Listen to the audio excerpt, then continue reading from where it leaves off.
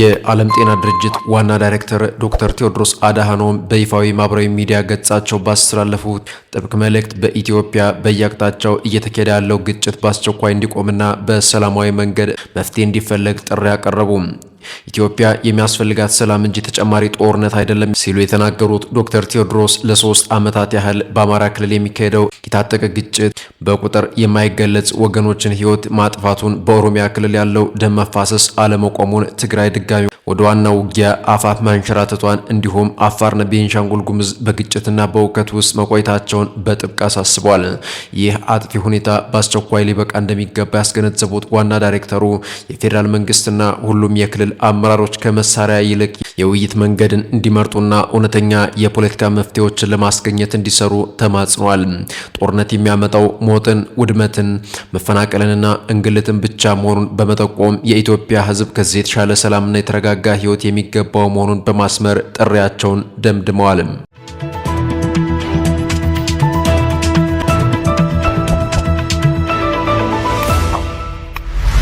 የህወሓት አመራር ከኤርትራና ከሌሎች ኃይሎች ጋር ፈጠር ነው ያሉት ጥምረት የጥፋት ቀመር ነው ሲሉ አቶ ጌታቸው ረዳ ተናገሩ። የትግራይ ክልል ጊዜያዊ አስተዳደር ፕሬዝዳንት የነበሩት አቶ ጌታቸው ረዳ የህወሓት አመራሮች ከኤርትራው የኢሳያስ አፈወርቂ ስርዓትና ከሌሎች የፌዴራል መንግስቱን በሚቃወሙ ኃይሎች ጋር የፈጠሩት ጥምረት በትግራይና በመላው አገሪቱ ላይ ታላቅ ጥፋት የሚያመጣ የጥፋት ቀመር ነው ሲሉ ኮነኑ። አቶ ጌታቸው በማህበራዊ ትስስር ገጻቸው ባስተላለፉት ዘለግ ያለ መልእክት እንዳመለከቱት የህወሓት አመራር ቀደም ሲል የፌዴራል መንግስቱን ለማፍረስ ከውስጥና ከውጭ ኃይሎች ጋር የሚያደርገውን እንቅስቃሴ ሲክድ ቢቆይም አሁን ላይ ግን የማይመለሱበትን ወሳኝ እርምጃ መውሰዱንና ወደ ኃይል አማራጭ መሸጋገሩን በአደባባይ እያወጀ ይገኛል ብሏል። የህወሓት አመራር ዓላማ የምዕራብ ትግራይን ቦታዎች በሰላማዊ መንገድ ማስመለስ ወይም የፕሬቶሪያውን ስምምነት ማስፈጸም ሳይሆን አዲስ አበባ ያለውን የፌዴራል መንግስት በኃይል መገልበጥ ነው ብሏል። በቅርቡ በሽረሪና የተከሰተውን ግጭትና የተማረከውን በርካታ የጦር መሳሪያ እንደማሳያ በማቅረብ የኤርትራው ፕሬዝዳንት ኢሳያስ አፈወርቂ ትግራይን ከለላ ለማድረግ ተቃሚ ሞኞችን በመመልመል በትግራይና በአማራ እናቶችና ህፃናት ላይ ቁማር እየተጫወቱ ነው ሲሉም ከሰውታል። ሰራዊቱ ሊገደደው የሚገባው የህዝቡ ህልውና እንጂ ጦርነትን እንደ ጥሮታ መውጫቸው ያደረጉ ጥቂት አካላት አለመሆናቸውን በመገንዘብ በቃ ሊላቸው እንደሚገባና የተደቀነውን ስጋት በሰላማዊ መንገድ ብቻ መፍታት እንደሚቻልም አሳስቧል። የፌዴራል መንግስቱ ለፕሬቶሪያው የሰላም ስምምነት ሙሉ ትግበራ ታማኝ ሆኖ እንዲቀጥልና ተደጋጋሚ ትንኮሳዎች ቢኖሩም ትዕግስቱን አጠናክሮ የሰላም አማራጮችን ክፍት እንዲያደርግም ጠይቀዋል። በድንበር አካባቢ የሚደረጉ የጦር እንቅስቃሴዎችን ለማረጋገጥ የሳተላይትና የመሬት ላይ ክትትል እንዲደረግ፣ ግጭት የሚቀሰቅሱ ወታደራዊና ፖለቲካዊ አካላት ተጠያቂ እንዲሆኑ፣ የሲቪሎችን ደህንነት ቅድሚያ በመስጠት ከሁሉም ወታደራዊ ኃይሎች ሙሉ ወታደራዊ ግልጽነት እንዲጠየቅ፣ በጦርነት ዝግጅት ፊት ዝምታን መምረጥ የጥፋቱ ተባባሪ መሆን ነው ሲሉ አቶ ጌታቸው መልእክታቸውን አጠናቀዋል።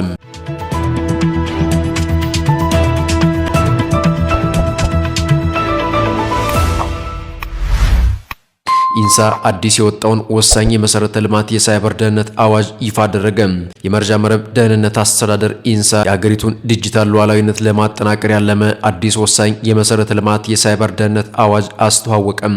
ዋና ዳይሬክተር ንግስት ሐሚድ ይፋ በተደረገው በዚህ አዋጅ መሰረት 12 ቁልፍ ዘርፎች እንደ ወሳኝ መሰረተ ልማት ታይተዋል። አዋጁ ዘላቂ ፋይናንስ ለማግኘት የሳይበር ደህንነት ፈንድ ማቋቋሙን የሚመለከት ሲሆን ገንዘቡም ከድርጅቶች ወርሃዊ አስተዋጽኦ ከቅጣትና ከድጋፍ ይሰባሰባል። የፋይናንስ፣ የትራንስፖርት፣ የኢነርጂ፣ የጤናና የትምህርት ተቋማትን ጨምሮ አጠቃላይ ዘርፎች የጸጥታ ማዕከላትን የማቋቋም የአደጋ ግምገማዎችን የማካሄድና የደህንነት ኦዲት የማድረግ ግዴታም ተጥሎባቸዋል። ተቋማት ማንኛውም የሳይበር ጥቃት በ48 ሰዓታት ውስጥ ለብሔራዊ ድንገተኛ አደጋ ምላሽ ቡድን ሪፖርት ማድረግ የሚገባቸው ሲሆን ሕጉን ተግባራዊ ለማድረግ የ1 ዓመት የጸጋ ጊዜ ተሰጥቷል። ትዕዛዙን በማያከብሩ አካላት ላይም ከ1.5 ሚሊዮን እስከ 2 ሚሊዮን ብር የሚደርስ አስተዳደራዊ ቅጣት የሚጣል ይሆናል ተብሏል።